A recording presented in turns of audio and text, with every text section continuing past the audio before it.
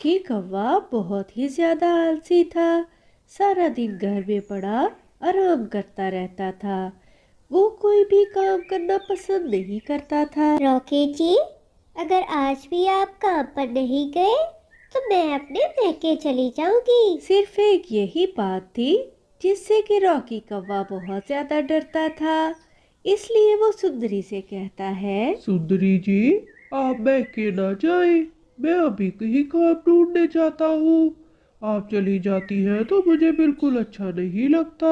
और फिर रॉकी कौवा काम ढूंढने के लिए घर से निकल पड़ता है। रास्ते में उसको कबूतर का समोसों का ठेला नजर आता है। रॉकी सोचता है कबूतर से जाकर बात करता हूँ। कबूतर भैया, मैं काम करना चाहता हूँ। क्या आपके पास कोई काम है तो मुझे दे दे। मैं बड़े मेहनत से काम करता हूँ। हाँ रॉकी, मुझे आलू काटने के लिए एक परिंदे की जरूरत तो है, मगर तुम अगर ईमानदारी से काम करोगे तो ही मैं तुम्हें रखूंगा। हाँ हाँ कबूतर भैया, मैं तुम्हारा काम बहुत ईमानदारी से करूंगा। बस तुम अपना काम समझा दो मुझे तो ठीक है। फिर तुम आज से ही काम शुरू कर दो। मैं तुम्हें आलू देता हूँ, उन आलू को बारीक बारीक काट दो। ये गंदी आंखों वाला कबूतर कितना चालाक है। 2 रुपए के आलू से इसने तो सुबह से हजारों कमा लिया है। इस तरह तो मैं भी अपना आलू का ठेला लगाकर हजारों कमा सकता हूँ। मुझे बिल्कुल जरूरत नहीं इसके पास काम करने की। ओए कौवे, क्या मुझसे बैठकर कब से बातें कर रहा है? जल्दी जल्दी आलू काट, काम कर वरना तुझे निकाल दूंगा। गंदी सी आंखों वाले कबूतर, मुझे तुम्हारे पास काम करना भी नहीं है। अपना काम अपने पास रखो, मैं जा रहा हूँ। कितना बदतमीज कौवा है। सुबह तो ऐसे मिन्नतें कर रहा था। इतने अकड़ू कौवे को मैं भी अपने पास काम पे नहीं रखना चाहता। कबूतर से झगड़कर रॉकी कौवा अपने घर चला जाता है। अरे रॉकी, तुम इतनी जल्दी आ भी गए। मैंने तो तुम्हें कहा था काम ढूंढ कर आना, और तुम घर में पड़े सो रहे हो। सुंदरी जी, मैं नहीं काम करता किसी के पास। मैं तो अपना बिजनेस करूंगा, उसमें तो बहुत पैसे हैं। पास तुम्हारी एक ढेला नहीं और तुम बिजनेस करोगे। बिजनेस करने के लिए तो इतने सारे पैसे चाहिए, वो कहाँ से लाओगे? सुंदरी जी, सुबह जब मैं घर से निकला तो रास्ते में मुझे कबूतर मिला। वो तो 2 रुपए के आलू से हजारों रुपए कमा रहा है। तब सारी बात रॉकी सुंदरी को बताता है। तब सुंदरी रॉकी से कहती है, आइडिया रॉकी जी, क्यों ना हम समोसों में नशे की दवाई मिलाकर बेचे। इस तरह सारे परिंदे हमसे ही समोसे खरीदेंगे।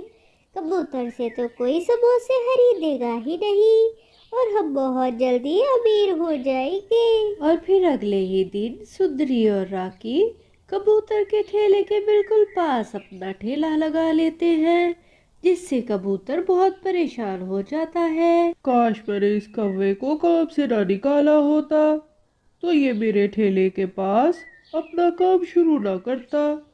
बहुत गलती हो गई मुझसे। मिठू भैया, ओ मिठू भैया, यहाँ तो आओ जरा। देखो तो हमने कितने मजे के समोसे बनाए हैं। तुम एक बार खाओगे तो बार बार आओगे। मिठू भैया, मैं आज तुम्हें फ्री समोसे खिलाऊंगी। बस तुमने जाकर सब परिंदों से कहना है वो आकर हमसे ही समोसे खाए। और फिर तोता वहां बैठकर आराम से फ्री के समोसे खा लेता है। और जाने से पहले वो सुंदरी से कहता है, तुम लोगों के समोसे तो वाकई बहुत मजेदार हैं। मैं सब परिंदों से जाकर अभी कहता हूँ वो आकर तुमसे ही समोसे खाए।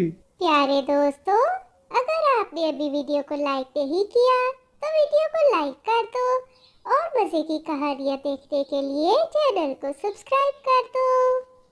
आज लगता है मैं हवाओं में हूँ, आज इतनी खुशी मिली है। रॉकी और सुंदरी के नशे वाले समोसे खाकर तोता इधर उधर दरख्तों से टकरा रहा था। वहां पर बैठी टूडी चिड़िया ये सब कुछ देख रही थी। दूसरी तरफ कबूतर के कोई समोसे नहीं बिके थे।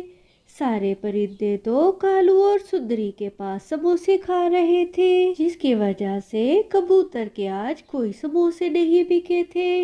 इसलिए कबूतर को अपने सारे समोसे आज पानी में गिराने पड़े। जब टूडी चिड़िया ने ये देखा तो उसने कबूतर से पूछा, अरे कबूतर भैया, क्या हुआ? आपने अपने सारे समोसे पानी में क्यों फेंक दिए हैं? पता नहीं टूडी चिड़िया, रॉकी कौवा और सुंदरी अपने समोसों में क्या मिलाते हैं कि कोई भी परिंदा अब मेरे समोसे नहीं खाता। सारे परिंदे उसके पास ही जाते हैं। कबूतर अपनी परेशानी बताकर वहां से चला जाता है, मगर टूडी अब एक गहरी सोच में पड़ गई थी। आखिर इस जंगल में सब कुछ हो क्या रहा है? मुझे पता लगाना ही होगा। अरे बबलू, जब से हमने ये समोसे खाए हैं मेरा तो सर चकरा रहा है। मैं अब और नहीं खेलूंगा, मैं अपने घर जा रहा हूँ। दरख्त पर बैठी टूडी अपने बेटे और उसके दोस्त की बातें सुनकर बहुत ही ज्यादा परेशान हो गई थी। माँ, मैं जब भी सुंदरी आंटी के समोसे खाता हूँ मुझे जल्दी से नींद आ जाती है। मुझे अभी भी बहुत नींद आ रही है, मैं सोने लगा हूँ। ये कुछ अच्छा नहीं हो रहा। सुंदरी और रॉकी जरूर अपने समोसों में ही कुछ मिला रहे हैं। मुझे इस बात का पता लगाना ही पड़ेगा। सुंदरी, कल दुकान पर ग्राहक कुछ कम आए थे। आज तुम समोसों में नशे की दवाई कुछ ज्यादा ही मिला देना। क्यों नहीं रॉकी जी, मुझे भी तो जल्दी से ज्यादा पैसे इकट्ठे करके एक सोने का हार लेना है। रॉकी और सुंदरी को नहीं पता था।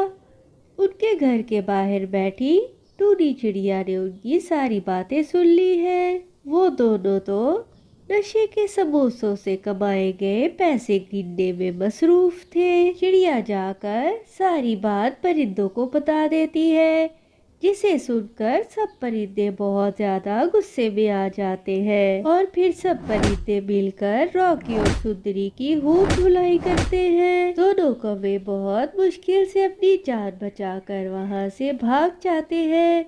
अपने लालच की वजह से उनको ये जंगल भी छोड़ना पड़ता है। इस कहानी से हमें सबक मिलता है कि लालच बहुत बुरी बला है। हमें कभी भी लालच नहीं करना चाहिए। कहानी अच्छी लगी है तो लाइक करो, चैनल को सब्सक्राइब